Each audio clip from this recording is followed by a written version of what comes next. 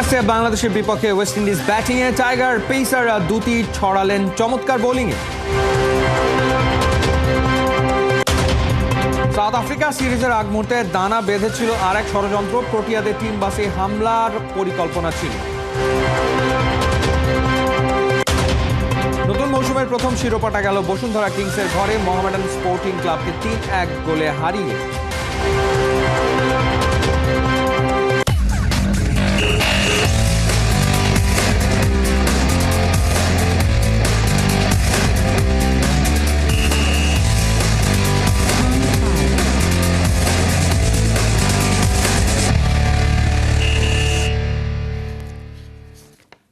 স্বাগত খেলাযোগে, আপনাদের সাথে আছি আমি ফাইম রহমান।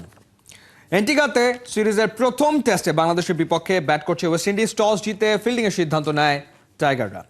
টানা সিরিজ হারে বিপর্যস্ত টাইগাররা ঘুরে দাঁড়াতে চায় ক্যারিবীয়দের বিপক্ষে এই টেস্ট সিরিজ দিয়ে। 3 পেসার ও 2 স্পিনার নিয়ে এই ম্যাচে একাদশ সাজিয়েছে টিম টাইগার্স। ইনজুরির কারণে টেস্ট সিরিজ থেকে ছিটকে যাওয়া অধিনায়ক নাজমুল হোসেন শান্তর জায়গায় নেতৃত্ব দিচ্ছেন মেহেদী হাসান মিরাজ। অন্যদিকে চোটে টেস্ট সিরিজ মিস করা অভিজ্ঞ উইকেট কিপার ব্যাটার মুশফিকুর রহিমের পরিবর্তে খেলছেন শাহাদাত হোসেন দীপু। 2 ম্যাচ টেস্ট শুরুর আগে ওয়েস্ট ইন্ডিজ একাদশের বিপক্ষে 2 দিনের ওয়ার্ম আপ ম্যাচ ড্র করেছিল বাংলাদেশ।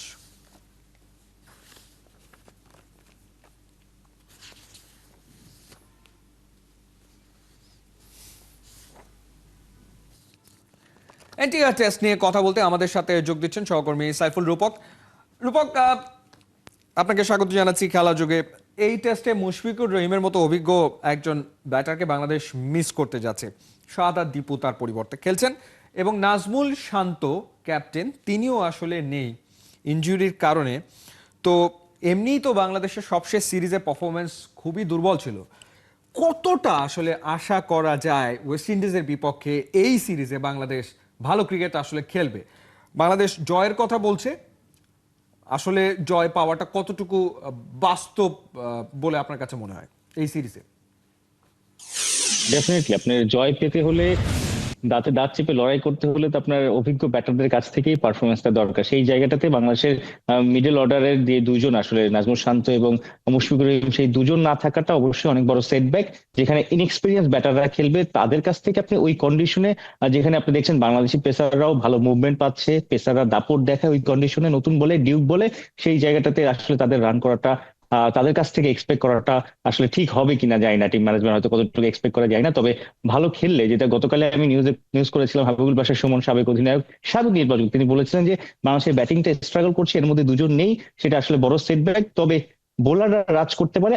আগে যেটা হতো, বাংলাদেশের পেসাররা ওই কন্ডিশনে গিয়ে ভালো করতো না, কিন্তু এখন আসলে বাংলাদেশের পেসাররা অনেকটা পরিণত, তারা সাহসী, তারা আসলে যে কোনো মঞ্চে পারফর্ম করতে পারে, যেটা কিনা আজকে প্রথম সেশনে আমরা দেখেছি। তাসকিন 2 উইকেট তুলে নিয়েছে।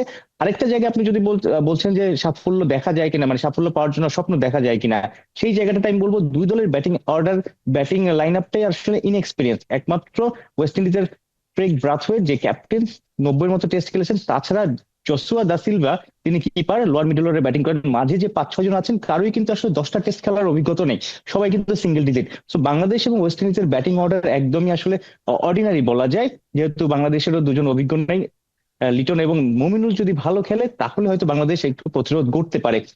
বাংলাদেশের পেস অ্যাটাক আপনি যদি ওয়েস্ট ইন্ডিজের পেস অ্যাটাকের সাথে কম্পেয়ার করেন, ওয়েস্ট ইন্ডিজের পেস অ্যাটাক কিন্তু আরো দুর্ধর্ষ। আপনি যদি সামার জোসেফ দেখেন, কেমার রোজ, কিংবা আলজেরি জোসেফ, জেডেন শিলস, যে 4 জন আছেন, সেই 4 জনের বল আসলে কিভাবে খেলবে সেটাই দেখার অপেক্ষায় আসলে সবাই। তবে যদি পয়েন্ট টেবিল দেখেন, আইসিসি টেস্ট চ্যাম্পিয়নশিপে বাংলাদেশ 8 নম্বরে আছে, ওয়েস্ট ইন্ডিজ কিন্তু 9 নম্বরে আছে। অর্থাৎ বাংলাদেশ এই সাইকেলে টেস্ট চ্যাম্পিয়নশিপে, সেখানে বাংলাদেশ অলরেডি 10 ম্যাচে 3টা ম্যাচ জিতেছে, ওয়েস্ট ইন্ডিজ কিন্তু 9 ম্যাচে 1টা ম্যাচ জিতেছে। সো বলা যায় যে আসলে দুই দলই সমানের সমান। এবার একটা দারুণ সুযোগ আছে, যেহেতু গত 10 বছর ওয়েস্ট ইন্ডিজের মাটিতে বাংলাদেশ কোনো টেস্ট ম্যাচ জিততে পারেনি। সেই 2009 সালে সবশেষ যখন ওয়েস্ট ইন্ডিজের মূল ক্রিকেটাররা আসলে এই বিষয়ে তো আসলে শুনলাম আমরা। আরেকটা বিষয়ে সামাজিক যোগাযোগের মাধ্যমে একটা খবর ঘুরপাক খাচ্ছে, ওয়েস্ট ইন্ডিজের বিপক্ষে ওয়ানডেতে সাকিব আল হাসানের খেলার নাকি সম্ভাবনা আছে। সাকিব আল হাসান এই মুহূর্তে আসলে টি10 লিগে খেলছেন, সেই সম্ভাবনা সম্পর্কে আপনি কিছু শুনেছেন কিনা? হ্যাঁ, এটা আসলে সম্ভাবনা আছে এবং সাকিব আল হাসান নিজে অ্যাভেলেবল, সেটা জানিয়ে দিয়েছে বিসিবি কে এবং নির্বাচকদের। নির্বাচকরাও সেটা ইতিবাচক ভাবে নিয়েছে। এখন আসলে এই বিষয়গুলো অনেক সময় বোর্ড এবং সরকার অনেক বিষয় এখন আসলে সাকিব ক্রিকেটার সাকিবের সাথে রাজনীতিবিদ সাকিবের একটা যুক্ত হয়েছে, সেই জায়গাটাতে সিদ্ধান্তগুলো আসলে যখন টিম ঘোষণা হবে তখন আসলে বলতে পারবো যে সাকিব আল হাসান আছেন কি নাই। কিন্তু সাকিব আল হাসান নিজে আসলে ওয়েস্ট ইন্ডিজের বিপক্ষে ওডিআই সিরিজটা খেলতে চান। তিনি আফগানিস্তানের বিপক্ষে সিরিজ খেলেনি, একটু মানসিক বিধ্বস্ত ছিলেন, যেহেতু সাউথ আফ্রিকার বিপক্ষে তিনি মিরপুরের শেষ টেস্ট খেলতে চেয়েছিলেন, আসতে পারেনি, দুবাই পর্যন্ত এসে ফিরে যেতে হয়েছে। প্রিপারেশনের একটা ঘাটতি ছিল। তিনি টি10 খেলছেন, গতকাল দেখেছেন যে দুর্দান্ত বোলিং করেছেন, ফিল্ডিং ও একদম জান বাজি রেখে ফিল্ডিং করেছেন, গ্রাউন্ড ফিল্ডিং সবকিছু মিলিয়ে সাকিব আল হাসান আসলে নিজে আবারও ক্রিকেটে ফিরেছেন, পুরো মনোযোগ ফোকাসটা আছে এবং তিনি যে বুদ্ধিমত্তা দিয়ে ক্রিকেট খেলেন, বোলিংটা করেছেন, তো সেইটা আসলে ওয়েস্ট ইন্ডিজ বিপক্ষে তিনি দেখাতে চান। রূপক, এখন আপনাকে টিম অসংখ্য ধন্যবাদ আমাদের সাথে যুক্ত হওয়ার জন্য। সহকর্মী সাইফুল রূপক আমাদের সাথে যুক্ত হয়েছিলেন এবং তার সাথে আমরা কথা বলছিলাম বাংলাদেশের ওয়েস্ট ইন্ডিজ সিরিজ প্রসঙ্গে।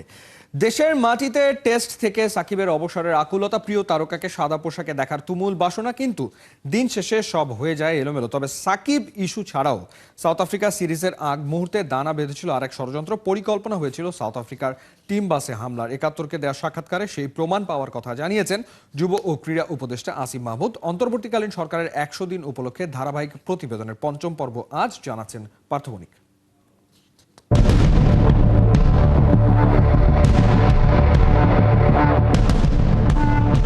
২৬ সেপ্টেম্বর ২০২৪ কানপুর, একটা সাংবাদিক সভা।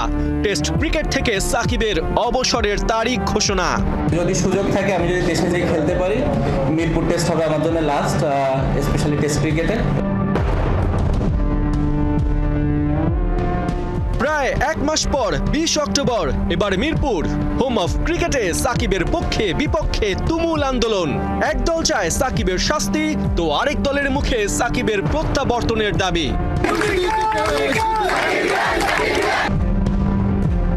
সেদিনের সেই ধাওয়া পাল্টা ধাওয়া, স্লোগানে স্লোগানে উত্তপ্ত মিরপুরের রাজপথ। জানালার ফাঁক দিয়ে সব দেখেছিল সাউথ আফ্রিকা ক্রিকেট দল। তবে এখানেই কি শেষ? মোটেও না। যুব ও ক্রীড়া উপদেষ্টার সাথে ৭১-এর একান্ত সাক্ষাৎকারে এবার বের হয়ে এসেছে ওই সময়কার চাঞ্চল্যকর এক তথ্য, যেখানে টালমাটাল পরিস্থিতিতে হয়েছিল দেশবিরোধী ষড়যন্ত্র, নেওয়া হয়েছিল সাউথ আফ্রিকা দলের উপর ঢিল মারার পরিকল্পনা। আপনারা যখন দায়িত্বটা নিলেন তখন প্রথম অ্যাসাইনমেন্টে ছিল যে নারী বিশ্বকাপটা সুষ্ঠুভাবে আয়োজন করা, but that was very shocking যে নারী বিশ্বকাপটা শিফট হয়ে যায়। এর পরবর্তীতে আমরা দেখতে পেয়েছি সাউথ আফ্রিকাকে আমরা আমন্ত্রণ জানালাম, নানাভাবে তাদেরকে আশ্বস্ত করার চেষ্টা করলাম যে বাংলাদেশ সেফ। ওই কন্ডিশনেও মাঠে আন্তর্জাতিক ক্রিকেট ফেরানোটা কতটা চ্যালেঞ্জিং ছিল ওই সময়টাতে?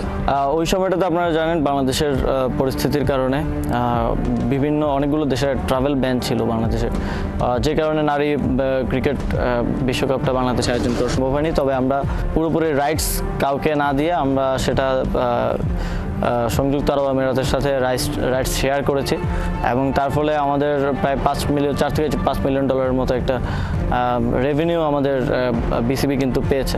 এরপরও সাউথ আফ্রিকা বাংলাদেশে আসলো।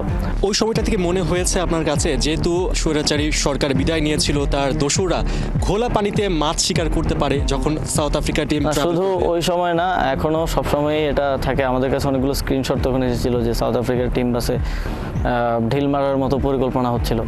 তো আমরা তখন নিরাপত্তা জোরদার করার চেষ্টা করেছি এবং জোরদার করেছি। তো এই ষড়যন্ত্রটা সবসময় চলমান থাকবে এবং এটা আমি মনে করি বাংলাদেশের জনগণের বিরুদ্ধে, বাংলাদেশ রাষ্ট্রের বিরুদ্ধে এক ধরনের ষড়যন্ত্র, এটা এক ধরনের রাষ্ট্রদ্রোহিতা। এবং আপনারা সেটা দেখছেনও বিভিন্ন ইন্টারন্যাশনাল মিডিয়ায় কীভাবে দেশের বাইরে বসে বসে বিভিন্ন প্রোপাগান্ডা করা হচ্ছে, যেগুলো আসলে সত্য না।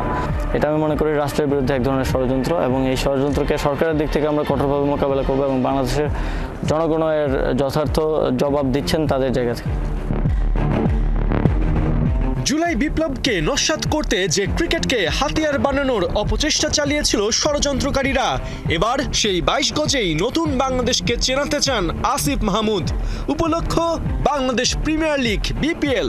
প্রধান উপদেষ্টার পরামর্শে চলছে সেই আয়োজনের মেগা প্রস্তুতি। ডক্টর মোহাম্মদ ইউনূস তিনি প্ল্যান করছেন এই বিপিএলকে আরও বৈশ্বিকভাবে পৌঁছে দিতে। সেক্ষেত্রে আসলে স্পেসিফিকভাবে কোন কোন প্ল্যান নিয়ে আসলে এবার বিপিএলটা এগোচ্ছে, কারা আসতে পারেন এবার বিপিএলকে আরও বেশি জাঁকজমক করতে? এখনও যেহেতু সময় হাতে আছে, পুরোপুরি প্ল্যানগুলো আমরা ডিসক্লোজ না করে আস্তে আস্তে আপনারা দেখতে পাবেন।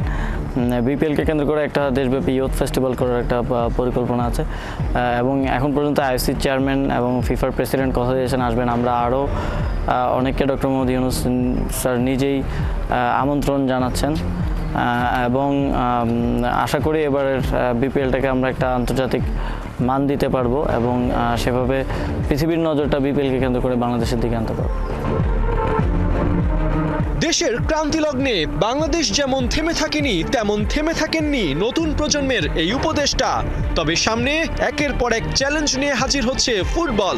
দেশব্যাপী ছড়িয়ে দিতে হবে এর উত্তেজনা। আসিফ মাহমুদের কাছে রয়েছে কোন পরিকল্পনা, জানবেন আগামী পর্বে। পার্থ বণিক, ৭১। বর্ডার গাভাস্কার টেস্ট সিরিজের শুরুটা ভালো হলো না। ভারতের প্রথম টেস্টে ব্যাটিং বিপর্যয়ে পড়েছে কোহলিরা। পার্থে ফার্স্ট ইনিংসে ১৫০ রানে অল আউট টিম ইন্ডিয়া। বিস্তারিত মাহদি হাসানের রিপোর্টে। টস জিতে ব্যাটিং নেওয়া দল এটা বোঝার উপায় নেই একদমই। মিনমিন করে এলো আর গেল, এ যেন কোনো ক্রিকেট ম্যাচ নয়, র্যাম্পে হাঁটা চলছে, ফ্যাশন শো। পার্থে যে একাদশ নিয়ে নেমেছে ভারত, সেটা নিয়ে সমালোচনার নেই শেষ। অনেকের মতে সিরিয়াস ফরম্যাট টেস্টে অস্ট্রেলিয়ান উইকেটে আর মরা পিচে খেলা আইপিএল এর মধ্যে যে ফারাক বিস্তর, সেটাই আলাদা করতে পারছে না কোচ গৌতম গম্ভীর। তারুণ্যে ঠাসা দল ভুগেছে ভীষণ, অভিজ্ঞরাও নিদারুণ ব্যর্থ। সবচেয়ে বড় কথা, আউট ছাড়া খেলা বলগুলোতেও পরিষ্কার স্টার্ক হ্যাজেলউডদের বোলিংয়ের আগাগোড়া বুঝতে পারেনি কেউ। জয়সওয়াল 0, রাহুল 26, পাডিক্কাল 0, কোহলি 5, জুরেল 11, সুন্দর 4, ঋষভ পন্থ 37 আর নীতিশ রেড্ডি 41 রান করে খানিকটা লড়াই করেছেন বটে, তবে সেসব যথেষ্ট হয়নি। 150 রানেই প্যাকেট হয়েছে ওপারের দাদারা। মাহদি হাসান, ৭১। নতুন মৌসুমের প্রথম শিরোপাটা গেল বসুন্ধরা কিংসের ঘরে। জুলাই অগাস্টের শহীদদের স্মরণে বাংলাদেশ 2.0 চ্যালেঞ্জ কাপে মোহামেডান স্পোর্টিং ক্লাবকে ৩-১ গোলে হারিয়েছে। বিজয়ীদের হাতে পুরস্কার তুলে দেন ক্রীড়া উপদেষ্টা আসিফ মাহমুদ। অর্ণবাপী রিপোর্ট।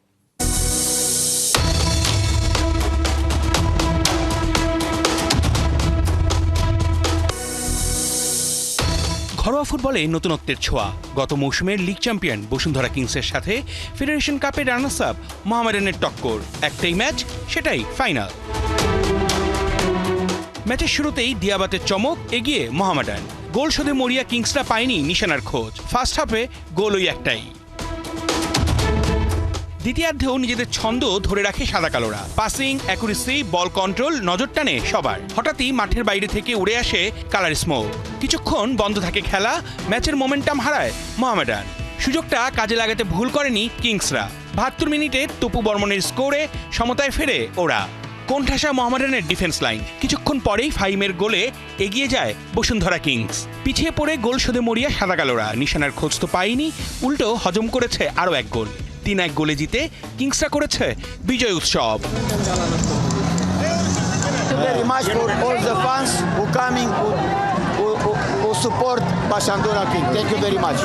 আমি আমার গোলটা আমার ছেলেকে ডেডিকেশন করব। আমার ছেলের জন্মদিন, তাকে আমি ডেডিকেট করি গোলটা। অনেক ইম্পর্টেন্ট গোল আমার জন্য, আমার ক্যারিয়ারের জন্য, আমার ফ্যামিলির জন্য, এবং যে স্যাক্রিফাইসের জন্য আমরা এই টুর্নামেন্টটা খেলেছি তাদেরকে আমি আমার অন্তর থেকে শ্রদ্ধা জানাই। জুলাই আগস্টে ছাত্র জনতার আন্দোলনে সম্মুখ সারির যোদ্ধা ক্রীড়া উপদেষ্টা আসিফ মাহমুদের হাত থেকে বাংলাদেশ 2.0 চ্যালেঞ্জ কাপের ট্রফি গ্রহণ করে চ্যাম্পিয়নরা।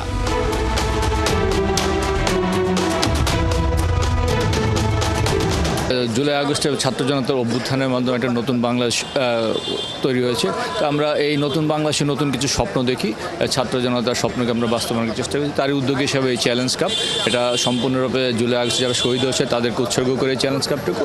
আর এই প্রথমবারের মধ্যে অনুষ্ঠিত এই চ্যালেঞ্জ কাপে বসুন্ধরা কিংস চ্যাম্পিয়ন হতে সহতেই আমি আনন্দিত। যে দল চ্যাম্পিয়ন আসতে হোক না কেন, প্রাইজ মানি সমুদয় অর্থ আমরা জুলাই স্মৃতি ফাউন্ডেশনের অনুদান হিসেবে প্রদান করব। তো সেই হিসাবে 25 লাখ টাকা, 20 লক্ষ টাকা চ্যাম্পিয়ন টিমের এবং 5 লক্ষ টাকা রানার্স আপের, এই 25 লাখ টাকার পুরোটাই আমরা জুলাই স্মৃতি ফাউন্ডেশনে দান করব। নতুন বাংলাদেশের নতুন অনুপ্রেরণা নিয়ে এগিয়ে যাবে তরুণরা। উচ্ছ্বাস, উদ্দীপনা আর মাঠের ফুটবল হবে আরও প্রাণবন্ত, সেটাই সবার প্রত্যাশা। অর্ণব বাপি, ৭১। চলছে খেলাযোগ, সরাসরি সংবাদ অনুষ্ঠান দেখতে চোখ রাখুন ৭১-এর ফেসবুক পেজ এবং সাবস্ক্রাইব করুন ৭১-এর ইউটিউব চ্যানেল ৭১-এর সাথে।